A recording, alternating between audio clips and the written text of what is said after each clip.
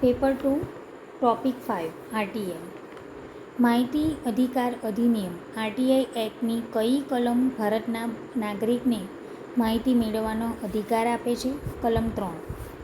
RTI કાયદાની કઈ કલમમાં માહિતી શબ્દની વ્યાખ્યા આપવામાં આવી છે, જેમાં દસ્તાવેજ, રેકોર્ડ, મેમો, સેમ્પલ વગેરેનો સમાવેશ થાય છે? કલમ 2F. જો માહિતી જાહેર સત્તામંડળ પાસે પડેલી હોય અથવા ઉપલબ્ધ હોય તો તે અરજદારને આપવાની છે. આ જોગવાઈ કઈ કલમ સાથે સંબંધિત છે? કલમ 2J. અરજદારે માહિતી માંગી હોય કે ન માંગી હોય, પરંતુ જાહેર સત્તામંડળે પોતાની મેળે સ્વયં માહિતી જાહેર કરવી પડે તે બાબત કઈ કલમ હેઠળ આવે છે? કલમ 4. આરટીઆઈ એક્ટની કલમ 7(1) મુજબ સામાન્ય સંજોગોમાં માહિતી પૂરી પાડવાની સમયમર્યાદા કેટલા દિવસની હોય છે? 30 દિવસ. આરટીઆઈ એક્ટની કલમ 7(1) મુજબ માંગેલી માહિતી કોઈ વ્યક્તિની જિંદગી અને સ્વાતંત્ર્યને લગતી હોય તો કેટલા સમયમાં માહિતી આપવી ફરજિયાત છે? 48 કલાકમાં 2 દિવસમાં. સેન્સરી ડિસેબલ અરજદારને માહિતી મેળવવામાં મદદ કરવા અથવા અન્ય સક્ષમ વ્યક્તિને સાથે રાખવાની મંજૂરી આપવા માટે કાયદાની કઈ કલમનો ઉપયોગ થાય છે? કલમ 7(4). સામાન્ય રીતે નાગરિકે જે સ્વરૂપમાં માહિતી માંગી હોય તે જ સ્વરૂપમાં પૂરી પાડવી જોઈએ, સિવાય કે તેનાથી સત્તામંડળના સ્ત્રોતો ખોરવાતા હોય. આ જોગવાઈ કઈ કલમમાં છે? કલમ 7(9). કઈ કલમની જોગવાઈઓ સિવાયના કોઈપણ નિયમના નિર્ણયનું ફાઇલ નોટિંગ આપવાનું રહે છે? કારણ કે ફાઇલ નોટિંગ પણ માહિતીની વ્યાખ્યામાં આવે છે. કલમ 8. આરટીઆઈ કાયદાનો કોઈ નાગરિક દુરુપયોગ કરે તો તેની સામે પગલાં લેવા માટે કાયદામાં કઈ કલમ જોગવાઈ છે? કાયદામાં આવી કોઈ કલમ નથી. ભારતના બંધારણમાં કયા આર્ટિકલમાંથી માહિતીના અધિકારનો જન્મ થયો, જે વિચાર અને અભિવ્યક્તિનું સ્વાતંત્ર્ય આપે છે? આર્ટિકલ 19(1). જિંદગી અને સ્વાતંત્ર્યને લગતી માહિતી 48 કલાકમાં આપવાની કલમ 7(1) ની જોગવાઈમાં ભારતના બંધારણના કયા અનુચ્છેદનું પરોક્ષ રીતે પ્રતિબિંબ જોવા મળે છે? અનુચ્છેદ 21. જો કોઈ જાહેર સત્તામંડળને એવી રીતે આરટીઆઈ અરજી મળે છે કે તેના કાર્યક્ષેત્રમાં આવતી ન હોય, તો તેણે કેટલા દિવસમાં તે અરજી સંબંધિત અન્ય જાહેર સત્તામંડળને ટ્રાન્સફર કરવાની હોય છે? 5 દિવસ. જો અરજદારે ઇલેક્ટ્રોનિક માધ્યમથી ફી ભરી હોય તો અરજીના નિકાલ માટેના 30 દિવસની ગણતરી ક્યારથી શરૂ થાય છે? ફી ભર્યાની તારીખથી. આરટીઆઈ હેઠળ દસ્તાવેજોના રૂબરૂ નિરીક્ષણ માટે ફી અંગેનો નિયમ શું છે? પહેલો અડધો કલાક ફી, ત્યારબાદ દરેક અડધા કલાકના ₹20. આરટીઆઈ હેઠળ ઇલેક્ટ્રોનિક માધ્યમથી માહિતી પૂરી પાડવા માટે અરજદારને સીડી આપવામાં આવે તો પ્રતિ સીડી કેટલા રૂપિયા ચાર્જ લેવાનો હોય છે? ₹50. જો આરટીઆઈ હેઠળ માહિતી ઈમેલ દ્વારા મોકલવાની હોય તો આપેલ માહિતી મુજબ પ્રતિ પાના કેટલા રૂપિયા લેખે ફી એડવાન્સમાં જમા લેવાના રહે છે? ₹2 પ્રતિ પાનું. Central information કમિશનના એમ.સી. ધરન સંબંધિત ચુકાદા મુજબ કોઈ પેન્શનર પોતાની અંગત માહિતી માંગે ત્યારે તેને પ્રાથમિક પ્રતિભાવ કેટલા સમયમાં આપી દેવાનો હિતાવહ છે? 48 કલાક. શું કોઈ નિવૃત્ત કર્મચારી પોતાની જ ખાનગી માહિતી, જેમ કે વર્ષો જૂનું ફોર્મ 16 અથવા CR આરટીઆઈ હેઠળ માંગી શકે? હા, પોતાની માહિતી માંગી શકે અને સત્તામંડળ પાસે ઉપલબ્ધ હોય તો આપવી પડે. આરટીઆઈ માહિતી અધિકાર અધિનિયમ 2005 કાયદાના મુખ્ય 2 ઉદ્દેશ કયા છે? 1. જાહેર સત્તામંડળોના કામકાજમાં પારદર્શિતા અને જવાબદેહીપણું લાવવો અને 2. ભ્રષ્ટાચાર પર નિયંત્રણ કરવું. માહિતી મેળવવાનો અધિકાર ભારતના બંધારણના કયા આર્ટિકલમાંથી પ્રાપ્ત થાય છે?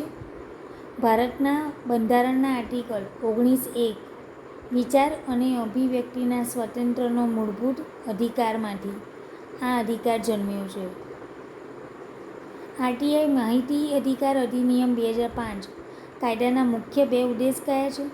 જાહેર સત્તામંડળોના કામકાજમાં પારદર્શિતા અને જવાબદેહીપણું લાવવું અને બીજો ભ્રષ્ટાચાર પર નિયંત્રણ કરવું. માહિતી મેળવવાનો અધિકાર ભારતના બંધારણના કયા આર્ટિકલમાંથી પ્રાપ્ત થાય છે? ભારતના બંધારણના આર્ટિકલ 19(1) વિચાર અને અભિવ્યક્તિના સ્વાતંત્ર્યનો મૂળભૂત અધિકારમાંથી આ અધિકાર પ્રાપ્ત થાય છે. કાયદાની સેક્શન 2(f) મુજબ માહિતી એટલે શું? કોઈપણ સ્વરૂપની કોઈપણ સામગ્રી જેવા કે દસ્તાવેજ, record, memo, paper, sample, model, order, logbook, contract, report અને ઈમેલ વગેરે. શું આરટીઆઈ હેઠળ અરજદાર કોઈ નવી સલાહ કે નવો અભિપ્રાય માંગી શકે છે? ના. અધિકારીને નવેસરથી કોઈ સલાહ કે અભિપ્રાય બનાવીને આપવાનો રહેતો નથી. જો ઓફિસમાંના દસ્તાવેજોમાં પહેલેથી ઉપલબ્ધ હોય તો તે આપી શકાય. માહિતી જે સ્વરૂપમાં હોય તે જ સ્વરૂપમાં આપવાની હોય છે. બીપીએલ ગરીબી રેખા હેઠળના અરજદારોએ મફત માહિતી મેળવવા કયો દસ્તાવેજ રજૂ કરવો પડે? સક્ષમ સત્તાધિકારીની સહીવાળું બીપીએલ કાર્ડ અથવા બીપીએલ સર્ટિફિકેટ. 5 ડિસેમ્બર 2018ના પરિપત્ર મુજબ માત્ર બીપીએલ રેશન કાર્ડ માન્ય નથી. કાયદાની સેક્શન 24 હેઠળ કયા વિભાગોને માહિતી આપવામાંથી મુક્તિ મળી છે?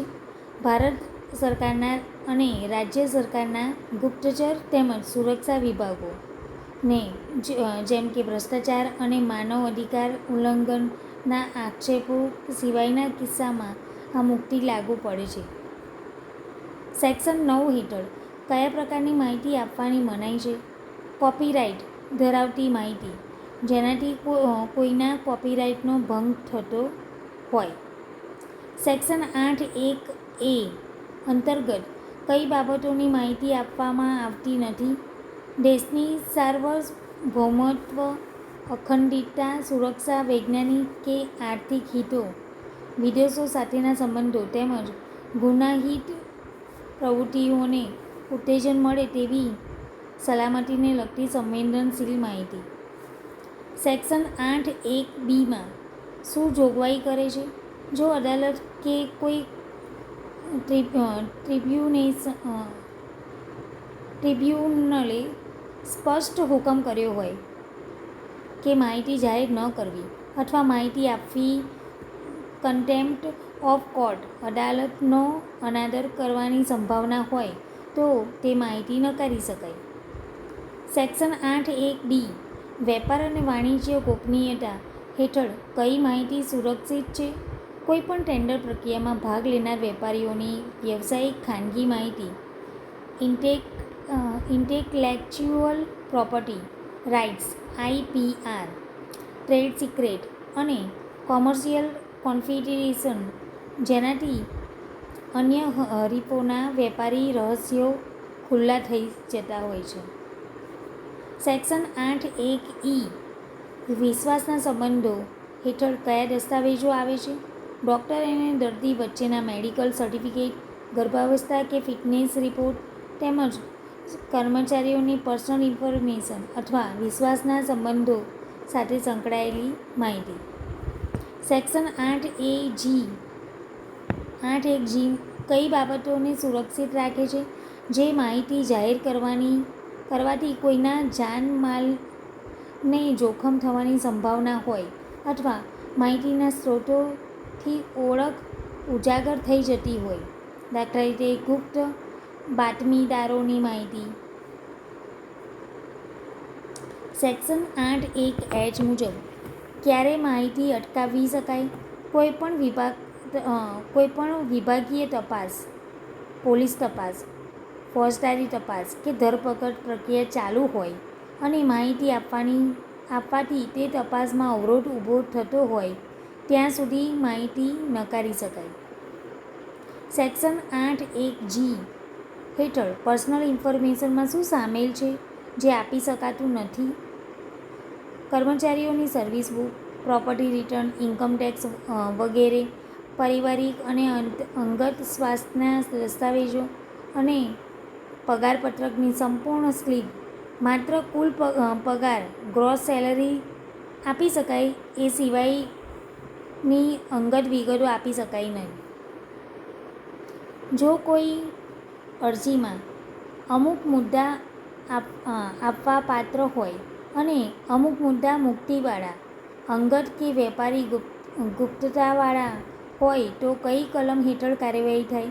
કલમ 10 સર્વિસબિલિટી પાટલી એક્સેસ મુજબ જે માહિતી આપવાની હોય તેટલી જ માહિતી અને નાણાં માગણીને બાકીની મુક્તિવાળી માહિતી વિગતવાર કારણો સાથે રદ કરી શકાય.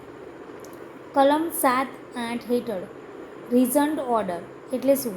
જ્યારે જાહેર માહિતી અધિકાર અરજી અથવા તેની કોઈ ભાગને અસ્વીકાર કરે ત્યારે તેણે ફક્ત ના પાડવાને બદલે વિગતવાર કારણો સાથેનું લેખિત આદેશ આપવું ફરજિયાત છે. કલમ 21 હેઠળ શુદ્ધ બુદ્ધિથી કરેલું કામ શું રક્ષણ આપે છે? જો કોઈ જાહેર માહિતી અધિકારીએ શુદ્ધ બુદ્ધિથી તે સુધાવનાપૂર્વક કાયદાકીય જોગવાઈઓ મુજબ કામ કર્યું હોય તો તેની સામે કોઈ દંડ કે કાર્યવાહી થઈ શકતી નથી. પ્રથમ અપીલ દાખલ કરવા માટેનો સમયગાળો અને તેનો નિકાલ કરવાનો નિયમ શું છે? પીઆઈઓના જવાબ મળ્યા પછી અરજદારે 30 દિવસમાં પ્રથમ અપીલ કરવાની રહે છે. પ્રથમ અપીલ અધિકારીએ અપીલ મળ્યાની તારીખથી જ સામાન્ય રીતે 30 દિવસમાં અથવા વહીવટી કારણોસર કુલ 15 દિવસ ઉમેરો કુલ 45 દિવસમાં નિકાલ કરવાનો રહે છે. પ્રશ્ન 3 સામાન્ય રીતે અરજદારોને કેટલાક દિવસમાં માહિતી પૂરી પાડવાની હોય છે? કલમ 7(1) મુજબ સામાન્ય રીતે 30 દિવસમાં માહિતી પૂરી પાડવાની હોય છે. કયા કિસ્સામાં જાહેર માહિતી અધિકારીએ 48 કલાકમાં 2 દિવસમાં માહિતી પૂરી પાડવી ફરજિયાત છે? જો નાગરિકે માંગેલી માહિતી કોઈ વ્યક્તિની જિંદગી અને સ્વાતંત્ર્યને લગતી હોય તો માહિતી ફક્ત 48 કલાકમાં પૂરી પાડવાની રહે છે. કાયદાની સેક્શન 2(f) મુજબ માહિતી એટલે શું? કોઈપણ સ્વરૂપની કોઈપણ સામગ્રી જેમાં દસ્તાવેજ, document, record, memo, paper, sample, model, order, logbook, contract, report અને ઈમેલ વગેરેનો સમાવેશ થાય છે. શું આરટીઆઈ હેઠળ અરજદાર કોઈ નવી સલાહ કે નવો અભિપ્રાય માંગી શકે છે? ના. અધિકારીએ નવેસરથી કોઈ સલાહ કે અભિપ્રાય બનાવીને આપવાનો રહેતો નથી. જો ઓફિસના દસ્તાવેજોમાં મટીરીયલ અથવા ડિજિટલ સ્વરૂપ કોઈ અભિપ્રાય કે સલાહ પહેલેથી ઉપલબ્ધ હોય તો જ તે આપી શકાય. માહિતી જે સ્વરૂપમાં પડી હોય તે સ્વરૂપમાં આપવાની હોય છે. બીપીએલ ગરીબી રેખા હેઠળના અરજદારોએ મફત માહિતી અને અરજી ફી ₹20 માંથી મુક્તિ મેળવવા કયો માન્ય દસ્તાવેજ રજૂ કરવો પડે છે? સક્ષમ સત્તાધિકારીની સહીવાળું બીપીએલ કાર્ડ અથવા બીપીએલ સર્ટિફિકેટ રજૂ કરવું પડે છે. નોંધ: રાજ્ય સરકારના પરિપત્ર મુજબ 5 ડિસેમ્બર 2018થી બીપીએલ રેશન કાર્ડ આ કાયદા હેઠળ માન્ય દસ્તાવેજ નથી. 30 દિવસની સમયમર્યાદાની ગણતરીમાં અરજદારને માહિતીની ફી ભરવા માટે પત્ર મોકલવામાં આવે ત્યારે દિવસોની ગણતરી કેવી રીતે થાય છે? જ્યારે અરજદારને ફી ભરવા માટેનો પત્ર મોકલવામાં આવે ત્યારે ડિસ્પેચ થાય ત્યાં સુધીના દિવસો 30 દિવસમાંથી બાદ થાય. ત્યારબાદ અરજદાર જ્યારે પેમેન્ટ જમા કરાવે તે તારીખથી બાકી બચેલા દિવસો 30 માંથી 8 દિવસ વપરાયા હોય તો બાકીના દિવસ 22 ગણવાના રહે છે. જો માંગેલી માહિતી વિશાળ જથ્થામાં દાખલા તરીકે હજારો પાનાની હોય અને કચેરીમાં ફોટોકોપી મશીન ન હોય તો નકલ કઢાવવાના ખર્ચની વ્યવસ્થા કેવી રીતે કરવાની રહે છે? કચેરીના મંજૂર થયેલા કન્ટીજન્સી ખર્ચ ઓફિસ એક્સપેન્શનના બજેટમાંથી બહારથી ફોટોકોપી કરવાનો ખર્ચ કરવાનો રહે છે. ત્યારબાદ અરજદાર પાસેથી પેજ દીઠ નિયત ફી ₹2 લેખે વસૂલ કરી તે રકમ સરકારી તિજોરીમાં જમા કરવાની હોય છે. દરેક નવી આરટીઆઈ અરજી કચેરીમાં આવે ત્યારે વહીવટી સરળતા માટે શું બનાવવાની સૂચના આપવામાં આવી છે? દરેક આરટીઆઈ અરજી એક સ્વતંત્ર ફાઇલ સ્પેશિયલ આઈડી નંબર સાથે બનાવવાની સૂચના આપવામાં આવી છે, જેથી ભવિષ્યમાં તમામ પત્રવ્યવહાર તે ફાઇલમાં જ થઈ શકે. પ્રશ્ન 1. ઇલેક્ટ્રોનિક માધ્યમથી અરજી કરેલ હોય અને 7 દિવસ અંદર કચેરીમાં ફી ભરેલ હોય તો અરજીની તારીખથી 30 દિવસ ગણાય કે ફી ભર્યાની તારીખથી 30 દિવસ ગણાય?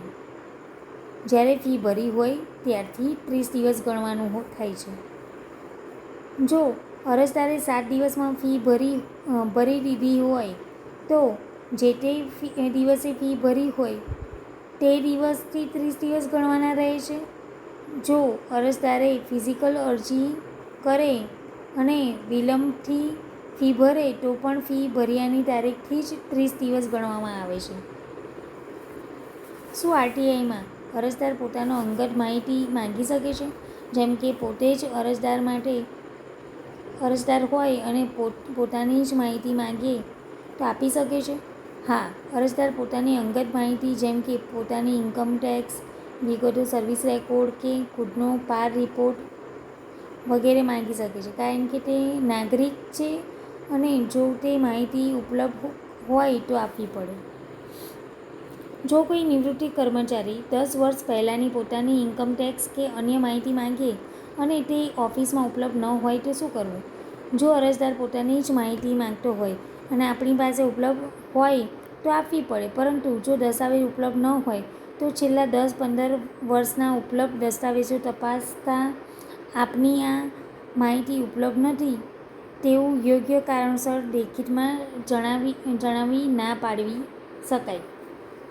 કર્મચારીએ પોતાના એસીઆર પરફોર્મન્સ એપ્રેઝલ રિપોર્ટ પાર ની માહિતી માંગી શકે? હા, કર્મચારીએ પોતાના પાર ની વિગતો મેળવી શકે.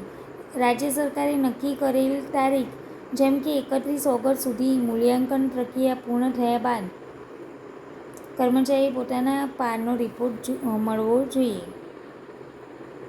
શું કોઈ નિવૃત્ત પેન્શનર પોતાની ગ્રેચ્યુટી કે રોકડ રૂપાંતરથી બાકી રકમ અંગે આરટીઆઈની માહિતી માંગી શકે? હા, પેન્શનર પોતે નાગરિક હોવાથી માહિતી માંગી શકે છે.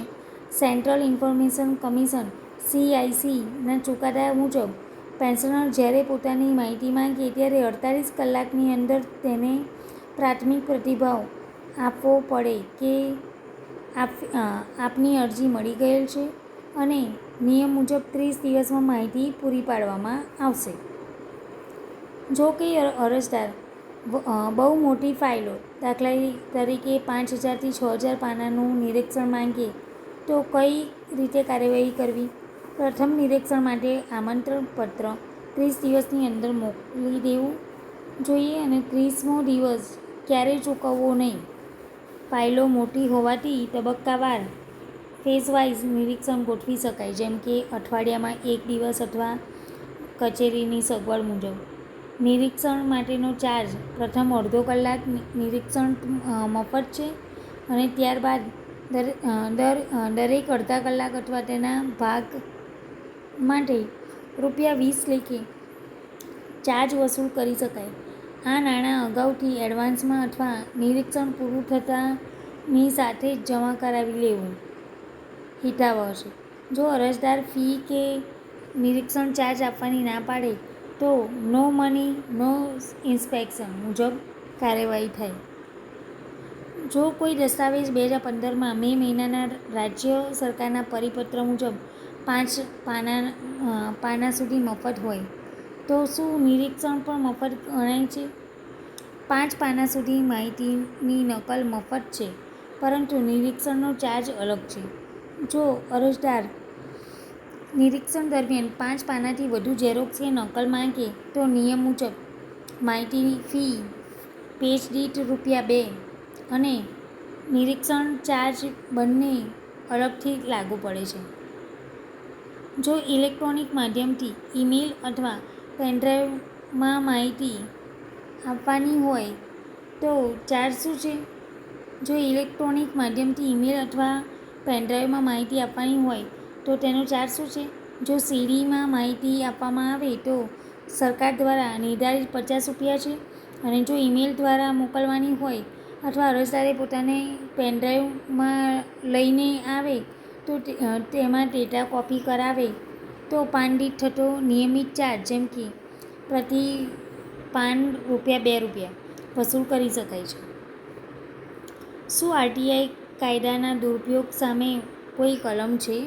આરટીઆઈ અધિનિયમની અંદર નાગરિક દ્વારા કાયદાના દુરુપયોગને રોકવા માટે સીધી કોઈ દંડકીય કલમ નથી, પરંતુ જો કોઈ આધારભૂત પુરાવા સાથે દુરુપયોગ કે બ્લેકમેલિંગ થતું જણાય તો કર્મચારીના વડા મારફતે રાજ્ય માહિતી આયોગને વિગતવાર અહેવાલ મોકલી શકાય. શું નિરીક્ષણ સમયે અરજદાર અન્ય વ્યક્તિને સાથે રાખી શકે? કાયદાની કલમ 7(4) મુજબ જો અરજદાર સેન્સરી ડિસેબલ જેમ કે દ્રષ્ટિહીન અથવા વાંચી શકતું ન હોય તો તે અન્ય વ્યક્તિની મદદ લઈ શકે છે અને અન્ય સામાન્ય સંજોગોમાં અરજદારે પોતે જ નિરીક્ષણ કરવાનું હોય છે. આ સિવાય કે સક્ષમ અધિકારી ખાસ શિક્ષામાં પરવાનગી આપે. જો કોઈ અરજી ખોટી જાહેર સત્તામંડળમાં કચેરીમાં જાય તો શું થાય? કલમ 6(3) મુજબ જે અરજી અન્ય સંબંધિત જાહેર સત્તામંડળને તબદીલ ટ્રાન્સફર કરવામાં આવે તો જે તારીખે નવી કચેરીને અરજી મળે તે તારીખથી 30 દિવસ સુધીનો સમયગાળો ગણવાનો શરૂ થાય છે.